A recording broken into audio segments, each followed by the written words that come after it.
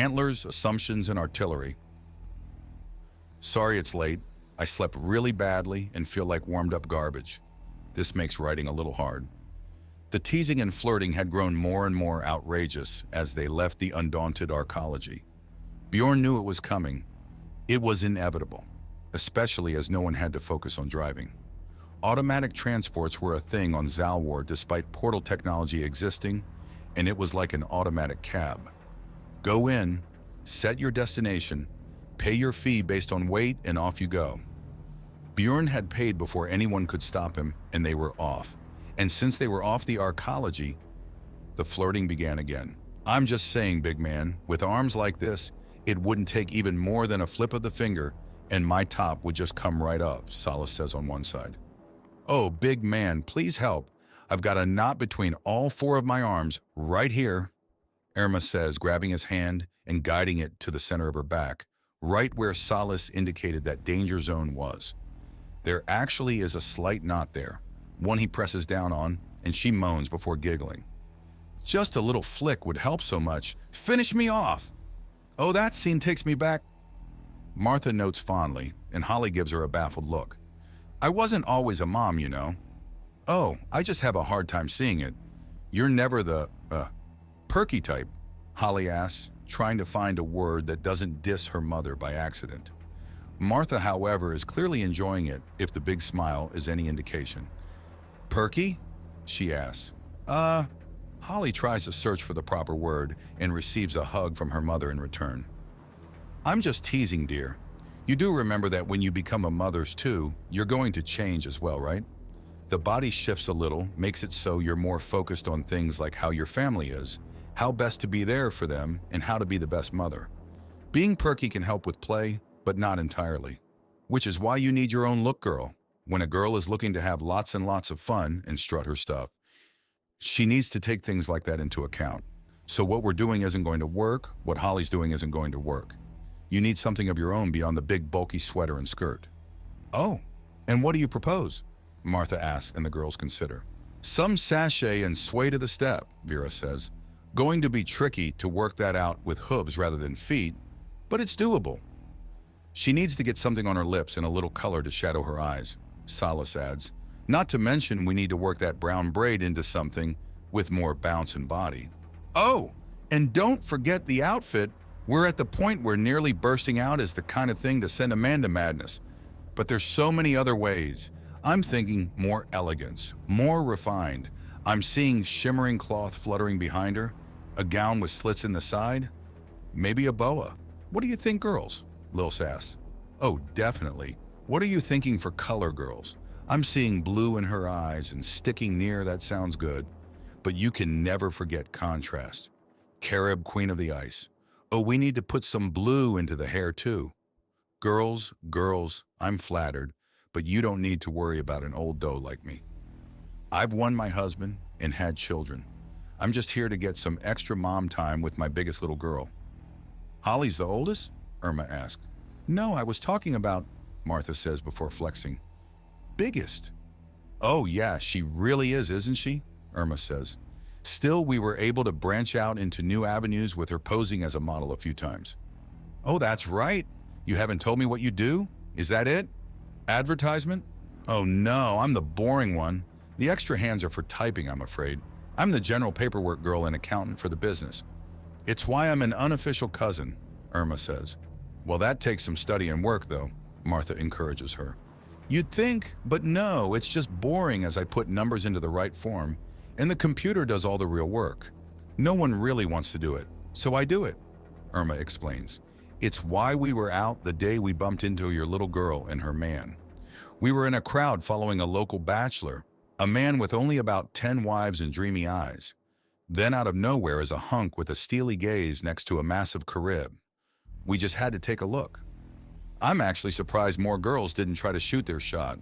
I think they thought Bjorn was a hallucination or something. I'm weird enough, but a big man right beside me with a stern look? Oh yes, that's definitely not normal. And a lot of people disregard not normal as not real. Holly says even as the transport they're on lets out a chime and the doors open. It was just them in the transport, so there's no waiting, as Bjorn is first out, and does a quick visual sweep of the room. Other Undaunted are nearby. That's good. Several unfamiliar Canador with clear weapons tucked away. Possible concern. Considering that they're not in armor, however, it's unlikely. Like a dial has been spun, from friendly to quiet to serious, Martha notes. You've gotten much more focused about this. Would you prefer if I was just goofing off when I'm supposed to keep Holly safe? He asks, and Martha shakes her head. There are limits, though. Relax, Martha says, and Bjorn sighs. It's the job. If I don't pay attention and make a proper effort of this, I'll likely get reassigned. Does anyone here want that? He asks the group and looks around. There's a chorus of no from the girls, and he nods. Then I'll keep taking this seriously. All right, then. So you girls were going to show me around. Where to first? Martha asks. And 5 different girls perk up and begin to lead the way, with Bjorn taking up the rear and keeping an eye on everything. The first stop is near the middle of the spire as they show Martha around all the stores and start pointing out everything from the outlets of high-priced clothing and the tailor shop with the cheeky sign in the window, promising to make the expensive clothing actually fit for a modest fee. Apparently, there was a long legal battle that was the talk of the shops when that sign was first put up. One that had resulted in the sign getting bigger and fancier until the franchise owner of the store had outright begged for it to be taken down, leading to the modest sign that now hung in the window. The question of their store leads them to the next level up and directly into Best You Can Be Boutique. Its windows have purple drapes behind them with pictures of previous customers. The upper half of the picture shows the women as they walk in and then the after. Martha pauses and smiles when she sees Holly and Bjorn are both on there as well. The upper picture of Holly shows her in her previous clubbing outfit, where the tight leather made her look more naked and powerful than before, with it pressing down on her fur. The one below, on the other hand, includes a corset that covers her up and gives the illusion that Holly's naturally shaggy fur is in fact part of an otherwise skin-tight coat. Long gloves that press the fur down on her arms shows off her power, and again the empty space is made to look more like a coat than just her fur. Around her wrists are jangling hoop bracelets, and a large snowflake pendant is sunk into the fur above Holly's chest to look like it was embedded there. The skirt would normally be too short, but again the fur gets in the way, and the long socks that leave her now shimmering and shining hooves exposed lets the world see just how well-defined her legs are. Her hair is teased into a swirling dough that coils around and has small shimmering bits of snowflake-patterned jewelry tied into her hair and hanging delicately off her antlers. The cousins do good work, don't they? Irma asks as she follows Martha's gaze. Of course, we also work with men, although with someone putting on even more muscle, we might need another session. The first photo of Bjorn shows him in his uniform, throwing a salute with a plasma cannon held braced by his left arm. Below that, the only thing that's the same is that the plasma cannon is still part of it, but being slung over his shoulder with a formal jacket hanging off the end of the barrel. His short blonde hair is feathered flawlessly, his eyes are partially hidden by dark shades, and his arms are completely exposed, but for a pair of bracers that each have the symbol of the Undaunted projected in a hologram above them. His upper chest is completely bare, but his stomach is covered in a white wrap that does not at all hide that he has a full-on 8-pack.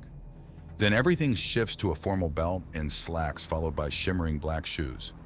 He looks every inch the man that just burst from his formality to reveal there is immense danger. Both of them brought in good business after that, Irma boasts as she opens the door. Still, we're a by-appointment kind of business, and today's already done with all our work. Am I going to need to put the suit on again? Bjorn asks. Need? You make it sound like a chore. Lils taunts him. Maybe to him it is. After all, he's on the job. You're just annoyed that if I say yes, there's little for you to do. Salas. Do you have any idea how many scrubs and oils I can... You know what? No. You're getting the full treatment, Salas says, and Bjorn grins. Oh, you're turning it around, are you? I am, he says as he stops right next to the door. He lets out a slight burst of axiom, too small to do anything, but acting like a radar and letting him sense that there seems to be nothing odd happening. The only things that react oddly are the occasional tri-tight comb, designed to really go to town with the fancier hairstyles.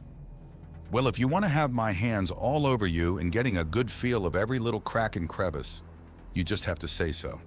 It's not a chore to have a big, hot, and panting bit of man underneath me as he quivers in delight at my touch. Some girls would pay for that. Bjorn visibly bites down his response. There's the mask again! Solace sing-songs as she sashays around him, getting a good handful of ass as she steps behind him and then leans over and looks up before batting her eyes. How much can we build this up? Enough to use the tattoo and keep me quivering until I can't even remember who I am? Bjorn looks away and does a scan of the room before glancing back outside. Oh, it's game on then, girls. I hope you all don't mind if I take a little extra time for myself to build things up. Sure thing, cuz. Mama Clatterhooves here has some natural shimmer in her eyes I'm trying to find a match for. Lils calls out even as Irma waltzes up.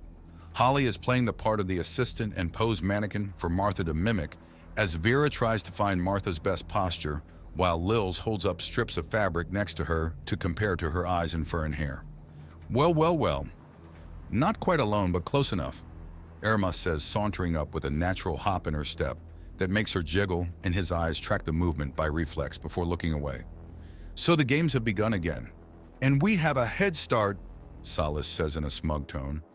You have the head start. I'm just trying to catch up, Irma says as her two left arms trace patterns along Bjorn's back. The two women are circling him now, as if trying to catch or escape from one another. Or maybe just outdo the other.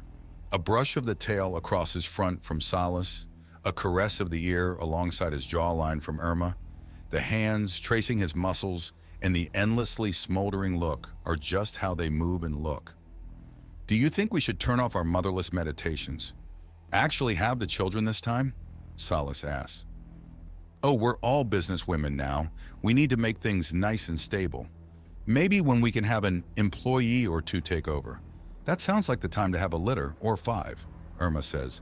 All of us at once. Well, it would be quite the trick to get all the birthdays on the same day, especially considering that we Lyric have our children faster and in smaller groups. But there's always the chance of a little human boy, a son, just waiting to come out of, well, Solace says as she gives a little turn, and as her tail brushes his chest, her rear brushes below the stomach. Well, we all know where they're coming from, eventually. For things just being in the fun stage, you're awfully committed to making this a long-lasting thing. Bjorn notes, oh, darling, flex that arm and tell me why we shouldn't. We want this, but we also want fun in the here and now, Irma says, trailing all 4 hands across his chest and stomach. Then she whispers up to his ear.